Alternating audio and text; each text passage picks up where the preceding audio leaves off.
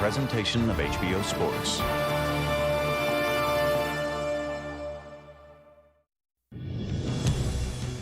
Tonight on World Championship Boxing, a classic illustration of youth versus experience between two fighters who've bounced back from adversity.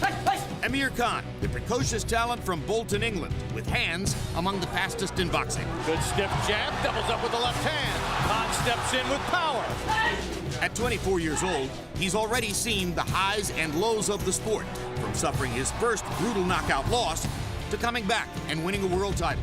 I learned so much off that defeat. It's only made me a better fighter and more focused fighter.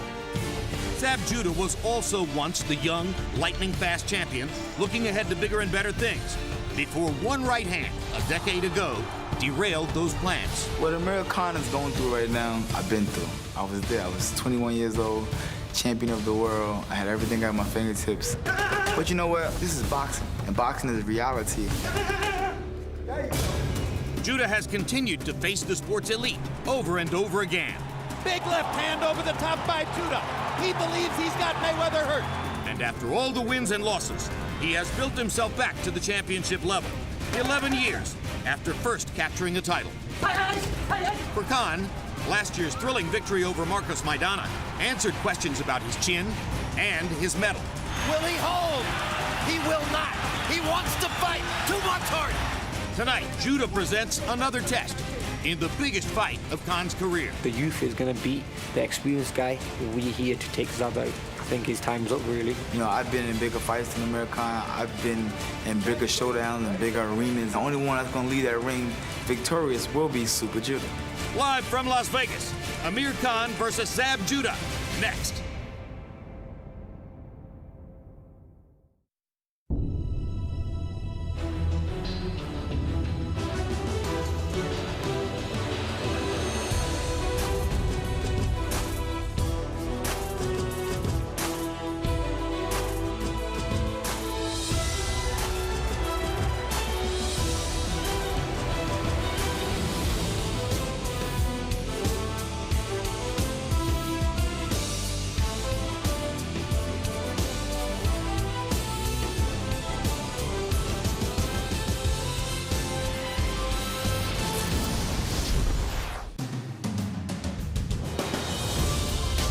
Live from Las Vegas, where outside the temperature hovers above 100 degrees. And inside, an excited crowd is filling the Mandalay Bay Event Center for the battle between Amir Khan and Zab Judah. Hello again, everybody. I'm Jim Lampley, eventually to be joined at ringside by Emmanuel Stewart and Max Kellerman. This is a one-fight show only, so don't wander or waver. We'll be getting to the action very shortly. Meanwhile, let's take a look at the 140-pound weight class with Max Kellerman. Max, a year ago, we were calling it the most talented, the most loaded class in boxing. Where are we now? Well, we've gotten some clarity, so it's thinned out a little bit, gotten a little more top-heavy. Still very exciting. Number one guy in the division based on his resume, Timothy Bradley. The next guy in the division is Amir Khan, based not only on his improving resume, but his obvious talent. Bradley turned down the biggest payday of his career to fight Khan tonight. Marcos Maidana is still a tremendous action fighter. Devin Alexander, you can argue, lost 3 of his last 4. He's still in the mix, though. He got some decisions. Zab Judah, you'll see tonight against Khan. Spectacular knockout win against Babuza to win a belt. And Lucas Matisse fights with Judah and Alexander. Could have gone either way. Big puncher, a lot of heart, good chin. Indeed. This matchup between Khan and Judah is one of those matchups that appears very even going in. Both fighters have multiple skills. Both fighters have extraordinary hand speed.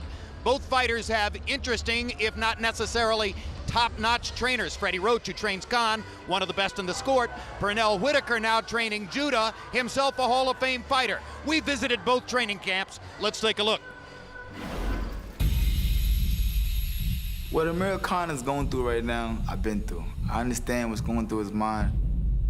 A lot of people know who Zab Judah is, but I think I've got a lot more to lose.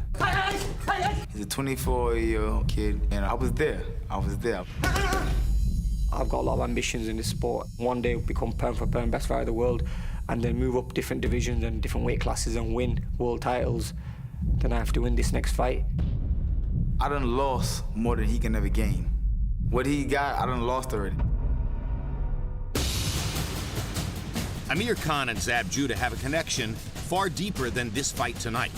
Both collected their first world titles at early ages, and both suffered major setbacks that magnified shortcomings in attitude and approach. Oh, look at this. This is no good. For Khan, it required a complete overhaul. For Judah, it tarnished a promising career, which haunts him still today. I'm not perfect. You know, when people see me, they might see a couple flaws. I might sway here and there, but, you know, I'm human just like anybody else. I came into the game young, you know what I mean? So I never kind of created myself. A lot of things I used to do, I don't do no more. Early in his career, Zab Judah tried to personify boxing's bad boy image. Today, that's a past best forgotten. Age plus maturity has brought renewed hope and stability. Married, father of two, a more focused and happier Zab Judah has created a new lease on professional life. But the real turning point came after Judah returned to the 140-pound weight class. Oh, what a shot! And changed trainers. How you feel? Before, Judah was always trained by his father, Yoel. But earlier this year, he hired an old friend, Hall of Fame boxer Pernell Sweet Pea Whitaker. Hey. Whitaker not only brought a winning pedigree, but reinforced a back-to-basics approach. 1, 2, 3, 4, 5, 6, 7, 8, 9, 10. 1, 2, 3, 4, 5, 6, 7, 8, 9, 10. I keep reminding him that he's a good boxer and he's not a gorilla. You know, and he's a better boxer than a brawler. Go, Mo! Pernell, just, you know, he brings in the Sweet Pea aura. Arthur McCanny watching. It is over. He's one of the best pound-for-pound fighters in the world, one of the best defensive fighters in the world. You know, and he came in and poured that on to Zab Judah. Show me that left hand and pause and let me see the hook. I'm a scientist, and I get my job done. That's beautiful. Now you boxing. It's a beautiful feeling when you can hit a man and he can't hit you back. So, you know what that means? You got to have some defense. That's it. I like it. In boxing, relationships most often are extended by success. But what if success doesn't come in the form expected? Khan did record a victory against his last opponent, but his performance was to some eyes unimpressive. Critics pointed toward a severed relationship with strength and conditioning coach Alex Ariza. Khan and Ariza had split up due to a contract dispute after the Marcos Maidana fight. It was all something that was new, and it, you know, the way it happened, it was shocking more than anything. You know, in the camps there were a few hiccups and a few little things happened, and I wasn't really happy about, and you know, maybe Alex wasn't happy about either. So we sat down, and me, Alex, and Freddie, and my father, we sat down and spoke about everything. We cleared the air, and now we're back working together, and we put the past behind us. That's it. Come on. That's it. Go. It was affirmation of the adage, you never know how much you miss something until it's gone. Power. Go. Go. Today, Khan, Roach, and Ariza are reunited, firing on all cylinders. I like it. Ready, go. Alex pushes him so hard, so deep, and almost to exhaustion. You have to be able to push yourself beyond not just physical, but mental. And Amir, since day one, he's always been that kid. Even though you could see on his face sometimes he's not liking it, he's gonna push through it. It's not really a workout you want to wake up to in the morning, especially when your body's half asleep and you get pushed to the limits. It's all mental, you know, it's going to get you through a fight. It's like a 12-round fight. There you go. There is no tomorrow. There is no getting up and coming back. There is no, you know, I'll try this again next time. You know, I can suffer defeat right now. You know, for Zab Judah, I put in my mind every day I wake up, there is no tomorrow. One punch can change a fight, and like I said, I can't afford to lose another fight. I just want to keep on winning and keep on moving up and win more titles and show who the best is. Reality will set in July 23rd. 2 minutes before it's time to walk to the ring. That's when reality will set in. And then when he get into the ring and look across that ring, and that lion named Zab Super Judah standing across the ring waiting for him, he'll know then. But it'll be too late. Back live at ringside with Emmanuel Stewart, our World Championship boxing expert. Emmanuel, Zab Judah's 33 years old. Most fighters at that age are pretty well set in their ways. So normally we'd say new trainer Pernell Whitaker probably can't change much about Zab. You have reason to believe it might be different with Whitaker and Judah. Yes, I do, Jim. Anytime an athlete is trained by his hero, which is the case here, he's always been a big fan of Pernell Whitaker. Even as an amateur, they used to call him the little Pernell Whitaker with a flash. and he boxed with him as an amateur. His father, Yoel, was very close with Purnell, which made an easy transition. So I think that alone spiritually is going to make a big difference. And Purnell being physically built along the same lines as Zab, both southpaws, I think it's going to work out very well for him. I think it's going to add to his confidence, his spirituality, and also to his boxing skills. I think he'll be a little bit better in terms of patience in this fight. So good reason for hope for Zab Judah in the fight, but of course, the central narrative as we turn back to Max Kellerman fits around Khan and his bid to become the main man at 140 pounds in the world. It's really easy to be an Amir Khan fan. Not only is he very talented, but as the money man at 140 pounds, he's a ticket seller. He generates ratings. It could have been easy for him to avoid the toughest opposition in the world. Instead, Khan has used that leverage as the money man to try to force the best fighters in 140 pounds into the ring with him, including Tim Bradley, the leader of the division, who was calling Khan out, the anticipation being, well, Khan's going to try to duck him. No. Khan was willing to do a 50-50 split with Bradley, would have been Bradley's biggest payday. Tim Bradley turned it down, most people think because he's angling for an eventual Pacquiao fight. So Khan looks around for the next best guy, and he's in the ring to unify belts against Zab Judah. A fight where Khan is favored. The question is, can he do something so spectacular, Amir Khan, that even though Bradley's not in the ring with him, we believe after tonight that Khan is the #1 fighter at 140 pounds. And indeed favored by 4-1, which are strikingly long odds in this particular kind of fight. Let's take a look at the tail of the tape, and if you've been wondering where Khan's advantages lie, here they are. 9 years younger, 3 inches taller, 2.5 inches longer arms measured from the armpit to the end of the fist. They both went up 10 or 11 pounds overnight. And let's take a look at a CompuBox number which further reflects an advantage for Khan. In the era of the volume puncher and scorers who favor the volume puncher, Khan throws and lands more punches. 20-12, 62-49 on average in the fights tracked by CompuBox. Now let's go up to Michael Buffer in the ring to get the evening started.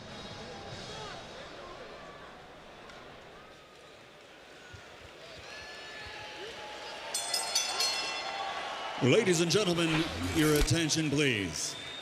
In the past 24 hours, the world of boxing lost 2 of its great contributors. Butch Lewis, the flamboyant, legendary promoter who took the professional careers of 2 Olympic gold medal champions, Michael and Leon Spinks, and guided them each to be undefeated world heavyweight champion. Terry Laney, a pioneer in the gaming and hospitality industry here in Nevada, was an important part of bringing the events known as the Super Fight to Las Vegas. He will also always be remembered for his charity and his civic responsibilities.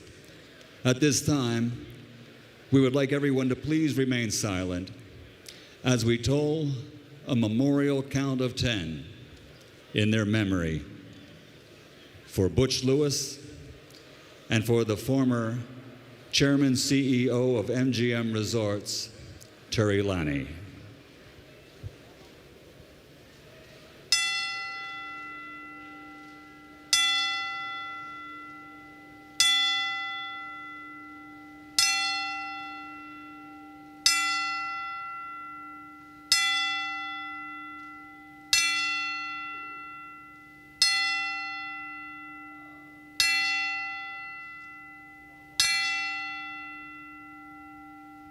May they rest in peace. Thank you.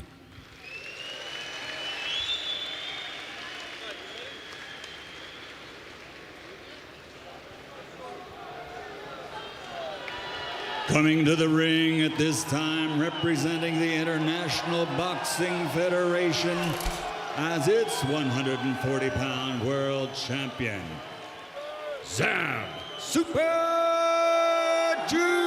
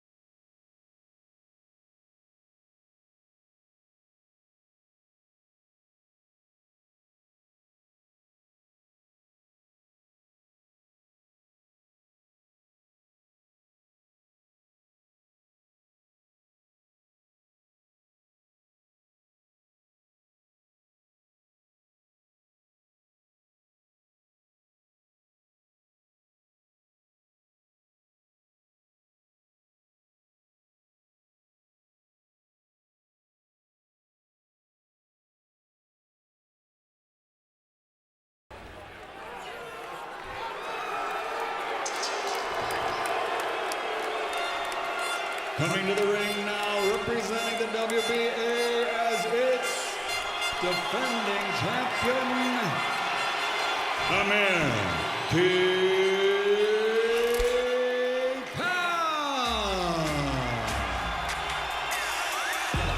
You see the record for Amir Khan with trainer Freddie Roach. It's been a full-scale renaissance of the Khan career since the shocking upset knockout loss to Bradis Prescott 3 years ago. The word out of the wild card gym, Max Kellerman, is that Amir Khan is bulging at the seams at 140 and may soon be in the welterweight class, looking for a fight with, for instance, Floyd Mayweather or the winner of Mayweather-Ortiz. And if that means that his body is stressed the way it was at 135 pounds when he had to make weight, and as a result was knocked out by Bradis Prescott, he's shown a much better chin after moving up to 140. Maybe that gives Zab Judah chances. Zab Judah's a big puncher and a terrific finisher. I've been waiting for this moment so long. I'm a fighter in the heart. I'm a warrior by blood.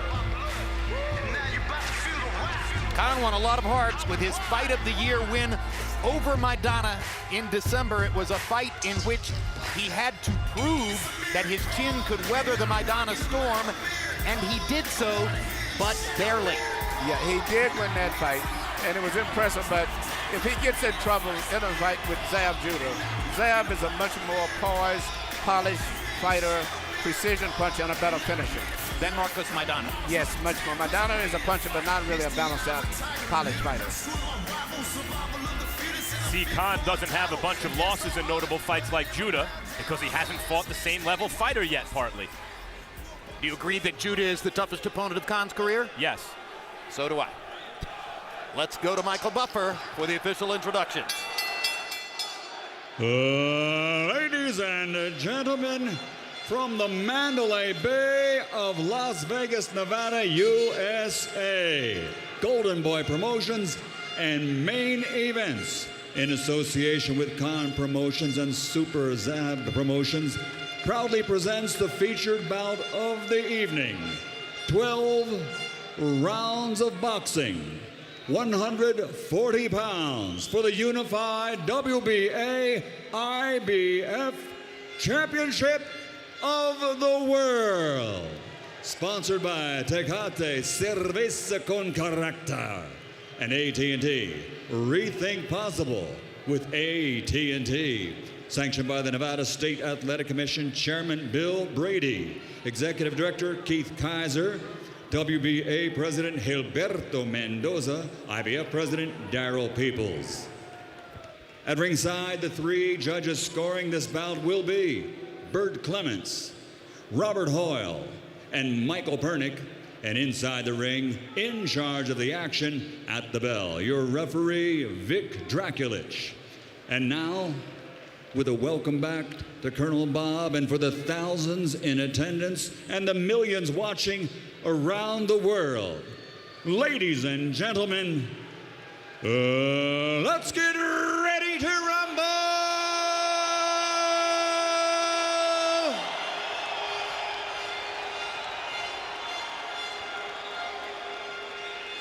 Fighting out of the red corner, standing with his head trainer, three-time Trainer of the Year, Freddie Roach, wearing green, official weight, 140 pounds. Professional record, 25 victories, including 17 knockouts, with only one defeat.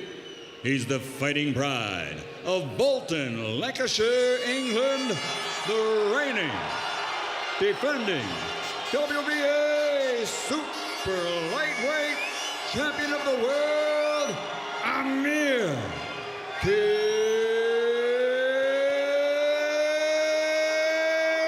Khan.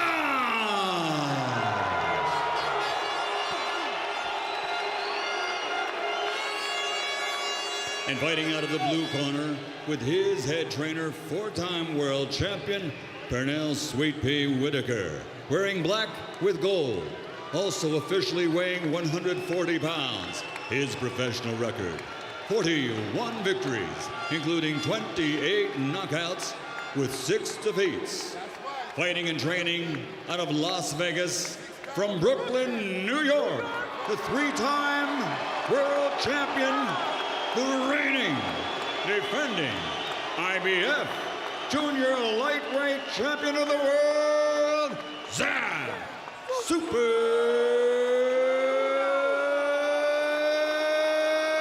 Judah.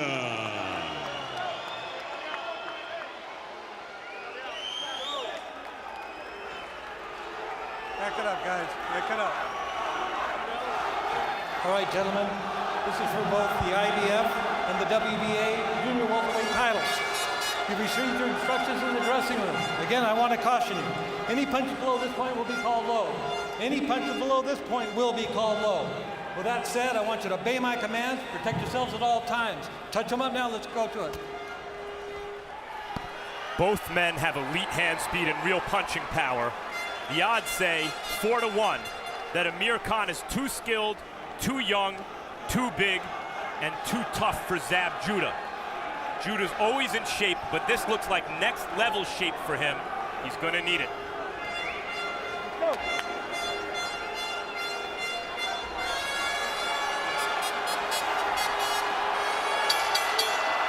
Judah says, with all his experience, he can teach Khan a lesson.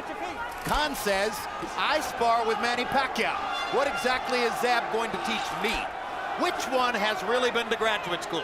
That's what we're about to find out. It's going to be very interesting, too, that both guys predicted that their dominant weapon was going to be their jab. You see the difference so far is the length of Khan's jab. Emmanuel, how do you expect it to go? Well, as I'm looking at it right now, I think having Pernell Whitaker in the camp has been a big factor, especially mentally, which is what boxing is about like anything else. And I think as a result, you're going to see Zab Judah trying to fight a more patient fight, not coming out of the box fast like he normally does. Most of his fights, including the fight with Mayweather, he was ahead after the first few rounds. I think he's going to be more patient, place his punches better, but overall logic says that the size and the youth of Khan would prevail. Khan reaching to get to Judah. Judah backing straight up.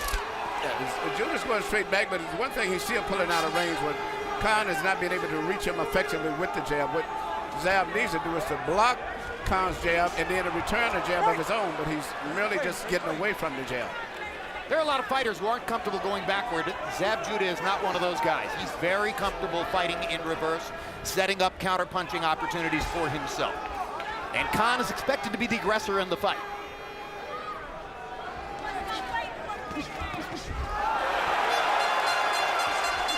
Some pretty precise punches in the middle of the ring just then from Khan. I think he's doing well enough with his jab in the first round. Khan is doing very well. He's fighting a perfect fight for him. Zab cannot get his rhythm yet. He's concentrating on defense, but he hasn't been able to mount anything offensively. And Khan's confidence has grown with each punch. Khan saw Kaiser Mabuza hurt Judah with lead right hands, and he expects to try to use that tactical gambit to try to make his point early in the fight. But I like the way that Khan is basically operating from his jab. He's not just running in, pushing punches, which he has did often in the past. Khan using his feet now. Ooh. Judah almost caught him with a left hand. Sneaky counter left. Oh, and a good right hook from Judah. And their heads clash against each other, and Zab Judah is blinking hard with the right eye. We've got that southpaw versus conventional fighter matchup. You're watching to see which fighter can keep his foot outside the front foot of the other guy, and Amir Khan just stepped right on Zab Judah's front foot. And Zab has a lot of scar tissue from a lot of scars from years back, too, which you have to be very concerned if you're in this corner about those cuts opening up.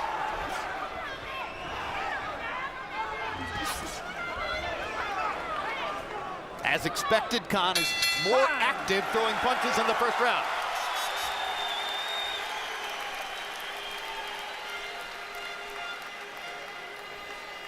Hey, look. All right, listen. That's the first round. You over it now. All right, now it's time to take the jab and stay down. Keep your chin down. Don't come up. Keep the chin down, but look. Hey, you gotta watch the headbutts, man. They both came in. Get those legs out for me. Nice job. Keep him in the pace, right? Right hand side, you have success with that right hand. Very good. All right, hook the body is right too. Stay in control for me, okay? All right? Okay. See you. Very good. Here you see the headbutt. You come in with a collision of head, which happens often when you have a southpaw fighter or a typical right-hand fighter. Totally accidental. Very fortunate that neither one of them got a cut. That sneaky right-hand counter hook might have been Judah's best punch in the entire round, but all in all, the reason Pernell Whitaker said, okay, you're over it now, is that Judah only threw 21 punches in the first round. Khan threw 51, and that made it a relatively easy round to score. Judah looks like his vision might be impaired from that headbutt still. It looks like there's some swelling or some marking around that right eye. Khan is a bigger, faster guy, and he's fighting with a lot of energy and confidence. Well, Zab Judah told us in our fighter meeting yesterday that he is sure he's never been in the ring with anybody who had faster hands. As he said, in the first 4 rounds, my hands were faster than Mayweather's. Everybody who's been in the wild card gym and has watched Khan work out says Zab's about to see that for the first time in this fight, because definitely Khan has faster hands. I haven't seen that so far tonight. I'd say their hand speed is comparable. I see the difference so far is that Khan has the longer reach, and he's putting his punches together. He's way more relaxed and aggressive. He's much more aggressive. It's just simply a game of 2 accurate punches. A guy who throws the most punches is probably going to end up taking advantage of it and winning it, and that's what's happening in this case. Although Judah's defense, he's had his moments here, and he's avoiding and blocking a lot of Khan's shots. He's doing a lot of what Pernell told him, which was going down underneath the punches. He's doing that very effectively, but he's got to return something back. But I think that eye is bothering him, and that may be a big factor going down the fight. Good, quick little left hook inside by Khan. A check hook as Judah came by. Judah's always been a pot shotter, meaning he looks for openings and mistakes in his opponent's offense, and he jumps in with one hard shot, hoping to hurt his opponent. Hey, you guys have mentioned the eye. Judah's now bleeding from both the nose and the mouth. We've seen Judah's face a bloody mess in the past. Khan forcing a right hand. Now rips Judah with the left.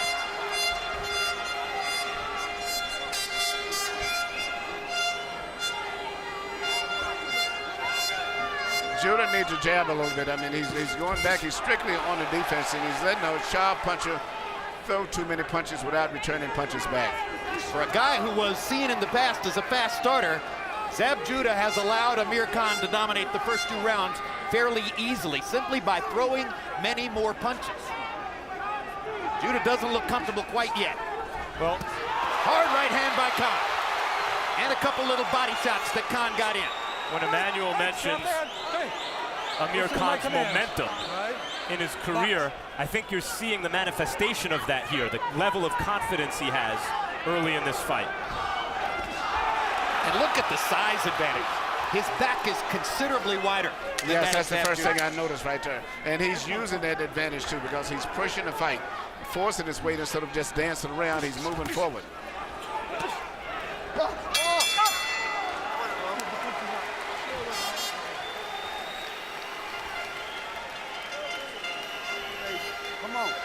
July 28th, tune into Jarek Jeter 3K, a rare behind-the-scenes look at the Yankee captain as he approached and ultimately passed the 3,000 hit mark. And looking forward to August, catch the next Real Sports. Find out why American tennis, which used to be so dominant in the sport, is at perhaps its lowest point ever. All right, but first of all, I got to get you to hit him with that jab and bring that left hand close. Okay? Don't relax with him. Make sure the referee says break, okay? All right, keep your hands up at all times, okay? He's trying to get a second shot in there. Everything okay? Okay, very good, okay? The uppercut's working good, the body shot. The jab, the body.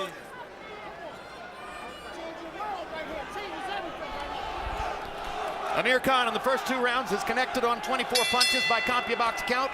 Zab Judah has landed 6. So the bottom line is that Amir Khan has gotten out of the gate, and Zab Judah is stuck there, trying to get himself started in the fight.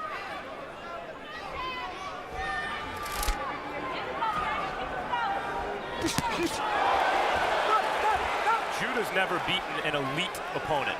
The closest thing he's beaten a lot of good fighters, but every time he stepped up to the top, the real upper echelon, he's lost. Unless you consider Corey Spinks an elite fighter, and I don't think he was quite. This would be a first for Judah if he could pull off the upset. Judah with a wild swing there. Looks as though he wants to try to make his punching power a factor in the fight now. Watch your hands, guys. Watch your hands.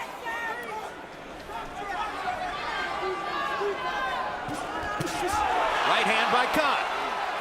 And what we're also seeing, therefore, might be an indication that Khan is already an elite fighter. Well, I'm very impressed with Khan's, not just the boxing, but his physical strength. He looks like a welterweight in there with a junior welterweight. He looks very physically strong, and he's fighting the perfect fight for his physical advantage as well as his hand speed. They're talking about going to 147 pounds. Some say that would be about the money, but Khan is clearly getting bigger. This is a bigger physical specimen than we saw in the ring against Maidana in December. Yes, and even though Zab is ducking and making nice moves, the physical size is really bothering him a lot. Zab mentions having Pernell Whitaker in the corner. It's like Scottie Pippen in '93, you know, scrimmaging against Michael Jordan. In fact, Amir Khan is the one sparring Manny Pacquiao all the time. He's the guy in there with Michael Jordan.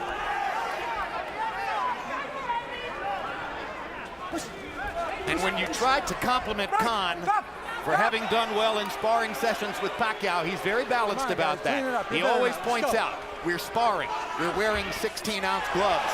My fight schedule isn't the same as his. It doesn't really mean anything. That's an intelligent point of view for Khan. Yes, and he's going to be very delicate, too, because he's sparring with one of the great legends, and to be bad-mouthing and saying he's winning, it would not be proper. Zab is not fighting a terrible fight. He's in obviously ridiculous shape, and he has everything to fight for here, and he's being routed so far. It's turning into a bit of a rout. But he almost landed one of those sneaky left hands that he hides and then throws from the left side. The punch that twice caught Miguel Cotto on the chops in the first 3 rounds in Madison Square Garden and almost had Cotto in big trouble before Cotto was able to turn the fight back around. Khan has been close to getting caught by a couple of big Zab Judah counterpunches, but generally has been in control for all 3 rounds. Good right hand by Khan, and he follows up in a hurry.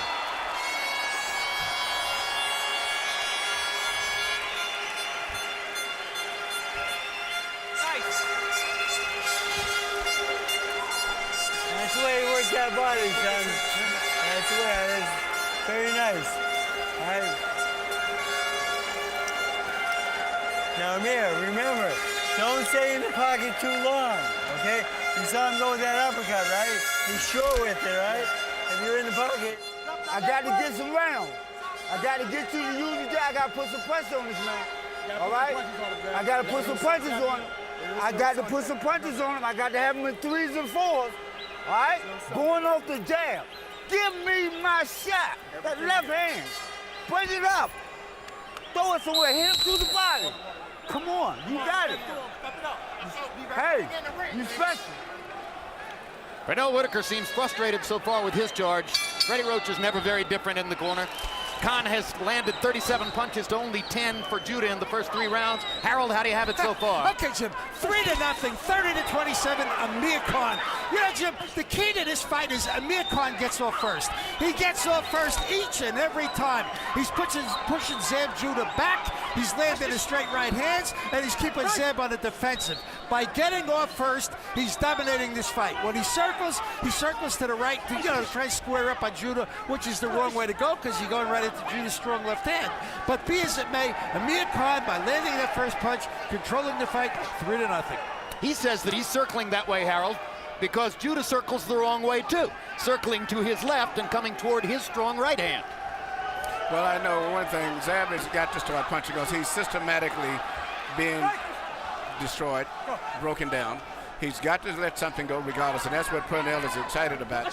He makes that little duck down move, but it's a great defensive move, but he doesn't punch from that position. He should be coming back with a left uppercut. He just drops down. It's a defense motion. And that's what Whitaker was yelling at him to do.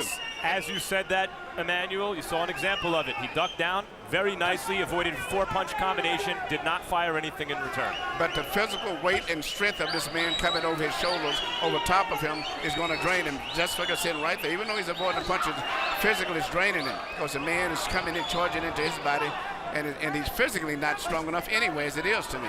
You know, the other thing is that Khan can hit Judah from a distance that Judah cannot return fire. There's the advantage in size and height and reach. Khan is fighting an exceptionally smart fight.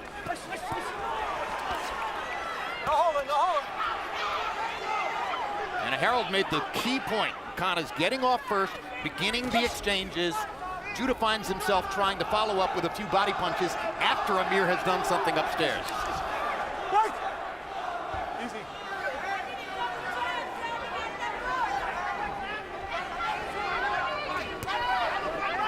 Judah himself had a new physical conditioning program coming in.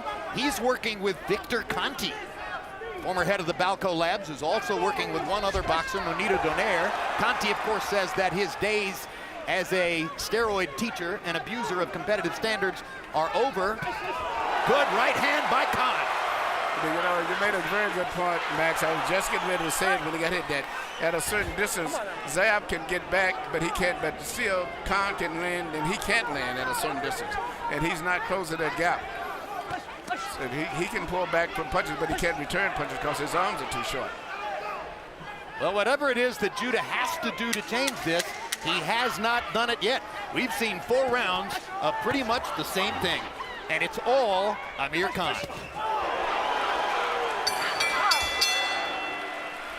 Meanwhile, let's take a look at something that happened on the undercard. Our first look with the naked eye at one of the fast-rising prospects in the sport, Gary Russell Jr. He was expected to be a member of the United States Olympic team in Beijing, fell out at the last minute before the games, has gotten off to a great start in his pro career, and what a show he put on tonight. Unbelievable performance. Offensive, defensive, well-placed punches, hand speed. Looks like in the next year or so he's going to be a threat for any featherweight champion. Russell is, as you can see, a southpaw out of Capitol Heights, Maryland, very compactly built, possibly a pair of the fastest hands in the sport. In fact, in calling the fight for rehearsal, we were comparing his hand speed to that of the king of the 126-pounders for the moment, Yuri Orcus Gamboa. And he keeps his hands up, Gary Russell Jr. As opposed to Gamboa, who likes to carry them somewhere near Cuba. Through 4 rounds, Amir Khan is averaging 56 thrown, 12 landed. Zab Judah is averaging 23 thrown, 4 landed. End of story so far. It looks like Zab's just hoping that one of those 4 does enough damage that he can go into finisher mode. But in the meantime, you know, I wouldn't say he looks finished. He's still throwing those bombs. He's still trying to execute a game plan. But, you know, he's losing every round and getting beaten up. He looks like he just hasn't found his way into the fight tactically against a bigger man, Emmanuel. And Khan is fighting the fight perfect at the distance where he can punch very effectively. And he's reduced Zab to primarily being a defensive fighter. How about the precision of Khan's punches, Emmanuel, from long range? He's doing everything perfect.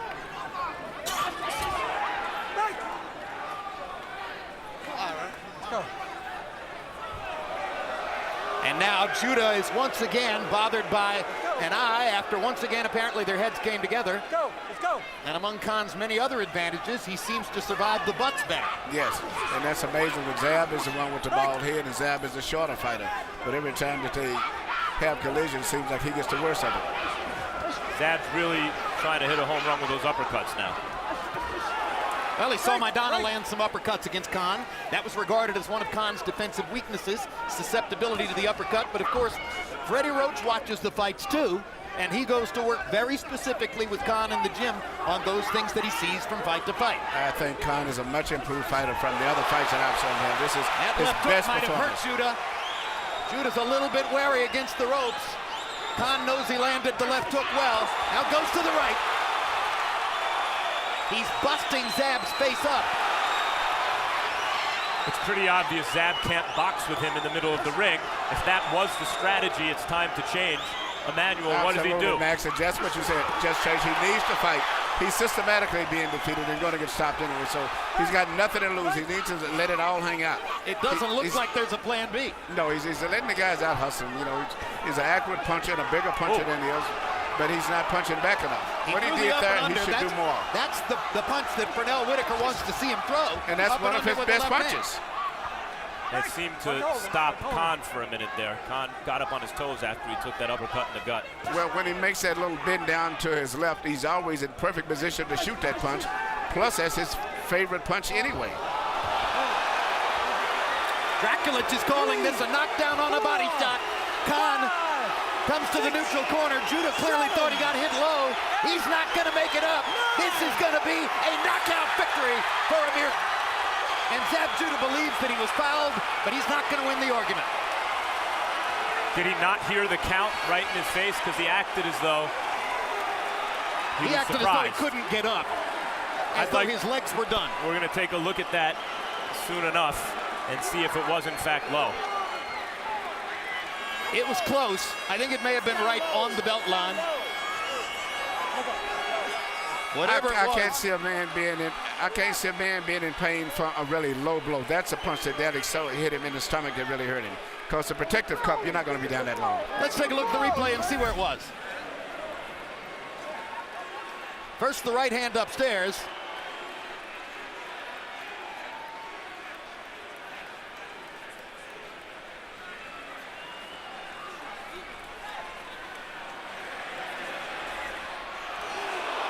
Legal or illegal, Manuel? It's illegal, but I don't think it did that much damage. It was on the top part of the cup. I would rather have my boxer get hit there than to get hit in the stomach, because it's really does. It's below the belt. It's on the belt.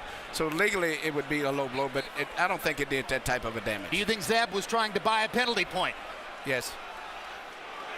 Harold Letterman, what's your call about Jim, this? let me tell you something. The rule is a shot that hits you, at the belly button or above is a legal punch. Now, I dare Emmanuel Stewart to tell me where Zab Judah's belly button is. You don't know because it's being covered by the waistband. Therefore, the shot should be legal, no doubt about it. I mean, right. And that's all there is to it. He hit him on the belly button. There is no doubt about it. They ought to change that blasted rule and make the rule that, a low blow is a point that we see. So they ought to make the rule anything on the waistband should be a legal blow. If only you could be passionate about it, Harold. Let's go to Michael Buffer. I agree. Let's go to Michael Buffer for the official particulars on the knockout. Ladies and gentlemen, here at the Mandalay Bay, referee Vic Draculich counts to 10, and the end comes at 2 minutes 47 seconds of round number 5. The winner and now the unified WBA and IBF 140-pound champion of the world from Bolton, Lancashire, England, Amir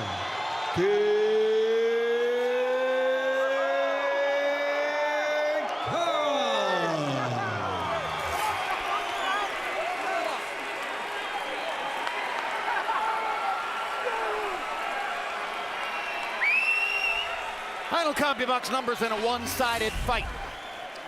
Khan landing 61 of 284. Judah only landed 20 punches in the entire fight. Only threw 115, which means he was throwing at the rate of about 25 punches per round. And though Khan's connect percentage is not high, physically, he dominated the fight. Power punches. This is another game in which Judah wasn't playing. Only threw 32 power punches through 4+ rounds. Khan was doing his job, throwing as many as he could, and landing at a decent enough percentage to get the damage done.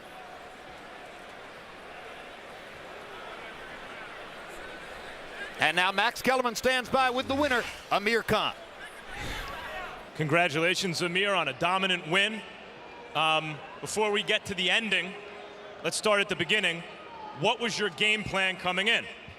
Well, the game plan was we knew Zab's going to be very tricky. He's going to hope for that big backhand he has. He's a powerful fighter and he knocked a lot of fighters out. We just had to be one step ahead of him, not make mistakes and not jump in and lunge in because he was going to get the backhand going. We slowly had to take that backhand away from him by stepping to his left. And that's what we did. Sorry, to his right.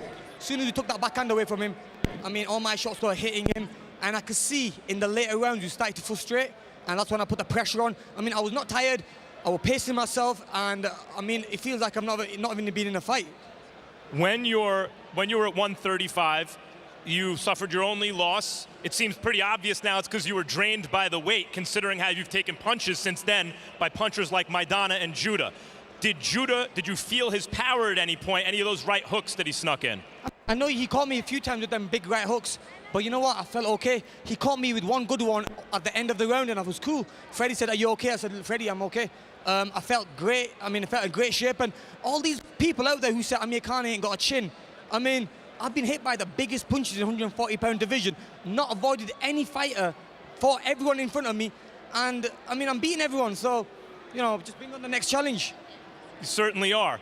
How do you feel about your ability to stand in the middle of the ring with a slick guy like Zab and consistently hit his head with combinations as you were able to do? You know, we train very hard. I want to thank Alex Ariza for getting me in the best condition I can ever be in. Freddie Roach is the doctor. I mean, like everyone says, he's so smart. He gave me a game plan where every shot I threw was hitting Zab right on the chin. I mean, I know if I put the pressure on a little bit more, it might have got a little bit risky for me, but I would have knocked him out early. But everything we did was just brilliant. I want you to look at the replay of the end of the fight. It was called a knockout. It looked to us like it may have been low. Tell us about it. I mean, I caught him with a right hand just before that. He went down, and he was open for that right hook, right uppercut, right into the solar plexus. I mean, it was right above the belt. I mean, that was nowhere near below, and that was a great shot. But you know what? Zab's a great fighter. He's been a great champion, and you might not believe this, but I'm a big fan of Zab Judah. So when we was doing all the head-to-head and we was having the little argument, I mean, I felt kind of, you know, it upset me a little bit because I've been watching him since I've been growing up. Okay, you as the money man in the division, it seemed to a lot of boxing fans could pick and choose opponents where a guy like Tim Bradley would have to have all the tough fights. And as it turned out, you offered to split 50-50 the revenue of this fight with Bradley. He turned you down, maybe positioning himself for a Pacquiao fight. How do you feel right now about Timothy Bradley? I think he's scared. I mean, Tim Bradley, if he was the champion he says he is, I mean, he would have faced me a long time ago. I mean, Timothy Bradley was calling me out, and as soon as I started saying, yeah, listen, I'm ready to fight, I mean, he pulled out, he didn't want to fight me. And I really say Zab Judah is a better fighter than Timothy Bradley in my eyes. Congratulations on another spectacular performance, Amir Khan. Thank you very much. Zab, you seem to start slowly, but then never really get on track. What happened? I started getting on track late in the fight right there, you know what I'm saying? I started my jab off slow. He came out pretty fast, you know what I mean? And he had a weird jab at first, you know what I'm saying? But I felt I picked it up. You know, I got headbutted early in the first round. You seen the headbutt, and you know, personally, I mean, everybody, the fans around the world, go watch the fight and see that was clearly a low blow. I mean, when the referee was over me counting, I thought he was giving me time to get myself together. I mean, I can't get up if I don't feel it.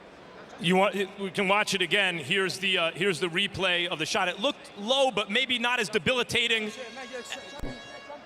Thank you very much. Appreciate it. As your reaction, here it is. Look at it.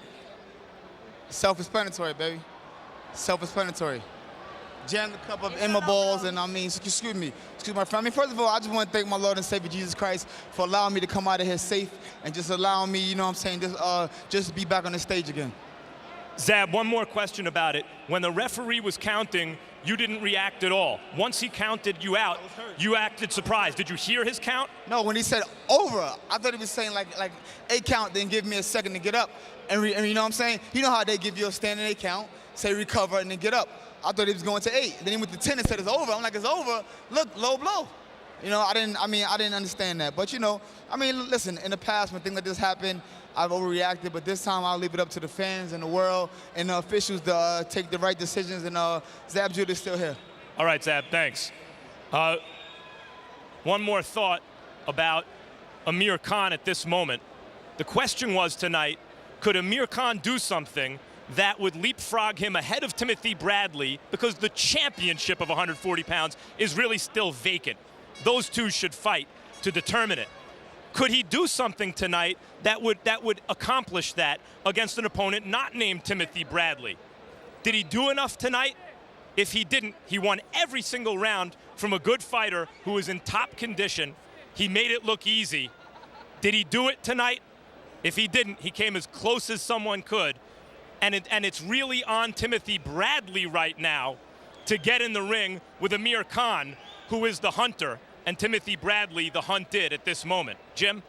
All right, thank you very much, Max. So we'll have a final word on what happened here between Khan and Judah in just a few minutes. But we're going to look ahead to our next big HBO pay-per-view assignment because we're excited about it. September 17, after a 16-month layoff, Floyd Mayweather's back in the ring against young Victor Ortiz, who earned this shot with his appealingly violent upset of Andre Berto in Connecticut in April. Of course, we're going to kick it off with a 24/7 series. Let's take a look ahead. My mic on. Let me make sure my 24/7 mic on. August 27 on HBO, the Emmy Award-winning series 24/7 returns as the countdown begins to one of the most anticipated fights of 2011. Thing is this, what I gotta tell y'all. Some people are talented and some people are gifted. I'm God gifted. It's been nearly 15 months since Floyd Mayweather last appeared on center stage, outfoxing and outboxing Shane Mosley over 12 dominant rounds. Floyd Mayweather's skill level is at this moment unique, and he stands alone.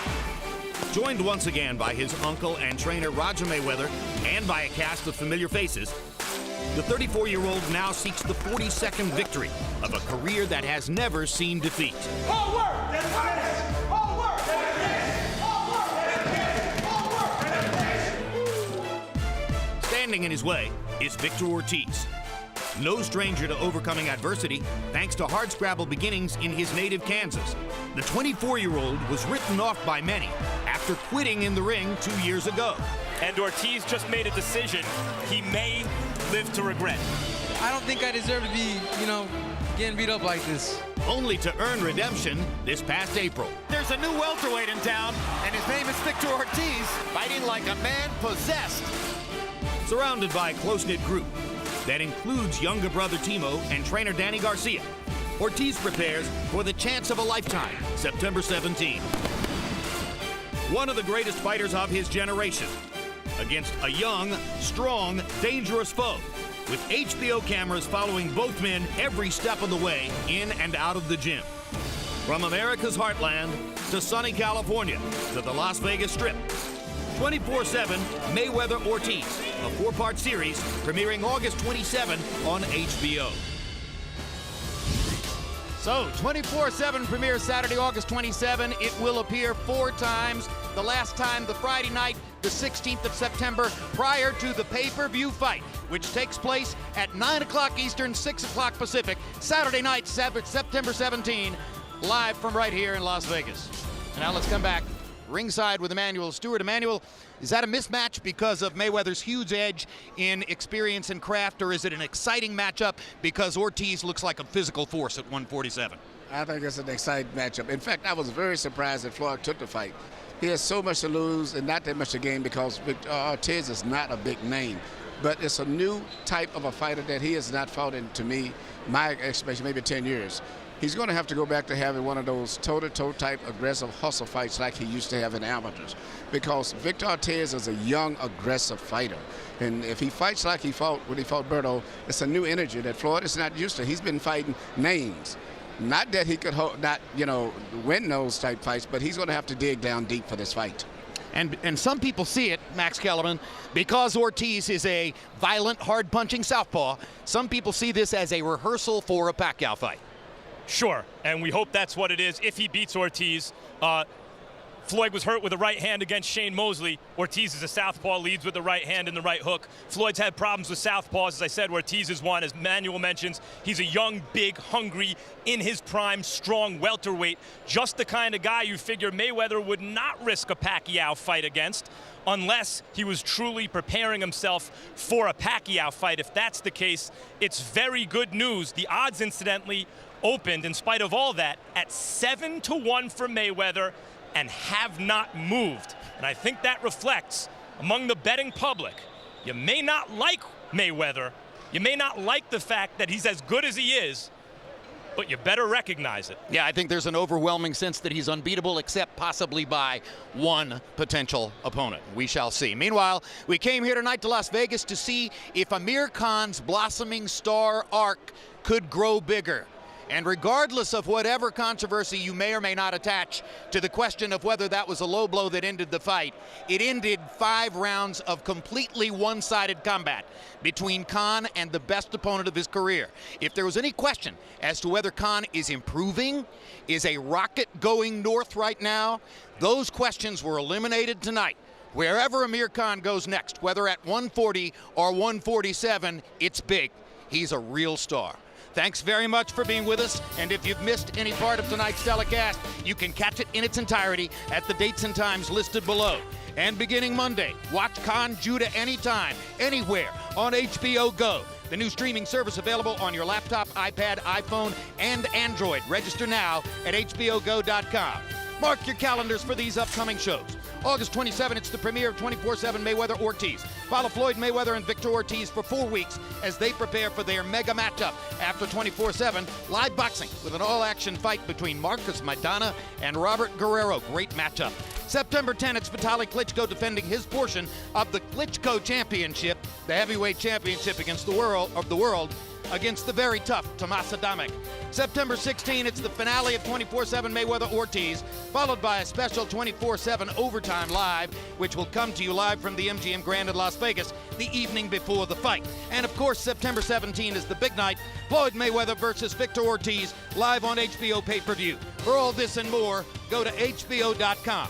Next on HBO, it's Curb Your Enthusiasm, followed by True Blood on the East Coast and Dinner for Schmucks on the West Coast. And now for our entire crew, headed to dinner, I'm Jim Lampley, saying so long from Las Vegas, Nevada.